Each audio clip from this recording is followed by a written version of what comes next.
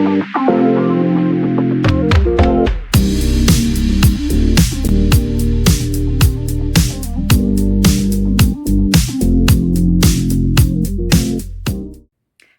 and welcome back to ScaredyCat Rides. I'm getting ready for a very exciting weekend ahead. I am off to the Your Experience Guide Nemesis event tomorrow, so that's very exciting. I'm staying up overnight and then I'm meeting up with the Alton Towers Single Riders group on the Sunday, so it's going to be an action-packed roller coaster filled weekend. Can't wait, looking forward to it, all that jazz.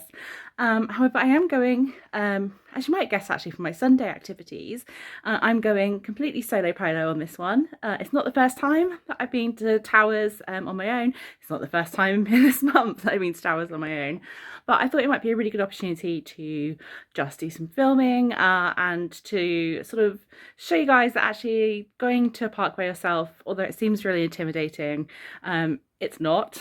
And well, it is intimidating, but it's not the arduous sort of thing you think it's going to be. It's actually a lot of fun. So I'm just recording that for that reason. But as I'm getting ready, I thought I would just show you some of the things which go in my park bag. And I thought when I'm doing that, I would show you that how I might be packing it, knowing as well that I'm going to be on my own for the weekend. So I'll do a little bit of edit and you'll soon see the contents of my park bag. Okay, so first of all, there's a couple of things which tend to live in my bag pretty much year round. I almost don't take them out ever, really. That first one is some hand gel.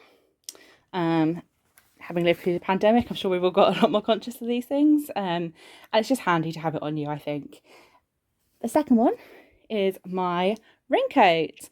Part of that is because I am British and, you know, British weather, it's not the most reliable, or that it's reliable in being unreliable, but it's also a really handy thing to have for water rides. I don't like the idea of buying a poncho and then using it on the park and then never using it again. That just does not sit well with me. So the next thing I'm going to pack in my bag is a charging pack. The reason for that is that Towers, because it's app based, getting the wait times and finding your way around the park if you don't know your way around, I find my battery dies really quickly, and especially if I'm driving by myself, then I really want to make sure that I'm going to have charge throughout the day. It's a comfort thing, but it's also kind of a safety thing. So next up is sun lotion. Now, normally I would try and put my sun lotion on at the start of the day rather than packing beforehand. So I'm just kind of demonstrating today, though it might stay on my bag and hopefully I just remember when I get to the park. We shall see. I like a bit of Q-line entertainment that doesn't rely on my phone battery, so a book is always a good idea. And of course, very importantly, my Merlin annual pass. Otherwise I'm not going to get into the park. Well, I could get into the park about it because I have it on the app, but I like to have it with me, especially when I'm scanning for my discounts. I don't know, I guess it makes you feel important or something like that. The other things which are going to go in are some picnic items, because frankly it's quite expensive eating on the parks. So for me, I prefer to just save a little bit of money, but they are going to go in the fridge now because I would like them to be edible come tomorrow. So one of the last things which will be coming with me tomorrow, and you can't see in the bag because it lives in my car, is my pair of walking boots. I think most parks it's a really good idea to have a sturdy pair of footwear, regardless of, you know, what your body might be like, but especially with Towers, because there is a lot of walking involved, especially if you either don't like the sky ride or it's been down for, you know, a couple of years. Was it a couple of years? Feels like a couple of years, I'm not sure. So yes, they come with me. I do personally have hypermobility syndrome, and as a result of not wearing suitable footwear last year, I spent literally a year of my life in and out of physio, hospital appointments at doctors, all that kind of malarkey, because I really did a number on my ankle, and I did that by not wearing supportive footwear.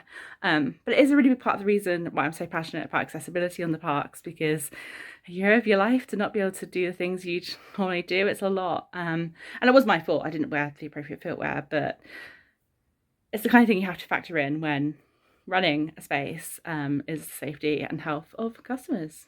So yeah, I shall hopefully see you tomorrow, probably on the park, with some top tips and advice for solo polo travel. See you there.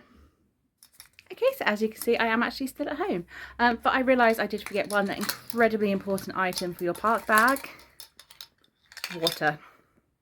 I know you can buy drinks on the park, but staying hydrated is incredibly important. And don't forget, of course, that there are free water refill points around the park, so I personally like to take advantage of them. And as I was packing my overnight suitcase, it occurred to me I wanted to tape up one of my personal theme park hacks: foot spray and foot masks. I'm sorry, but if you're doing a multiple day trip, then your feet are going to really take a bit of a grilling. So personally, I quite like to just give them a little bit of a treat at the end of the day, and that is my treat. So yeah, hope this will be the last addendum that I add. And I'll see you on the park tomorrow.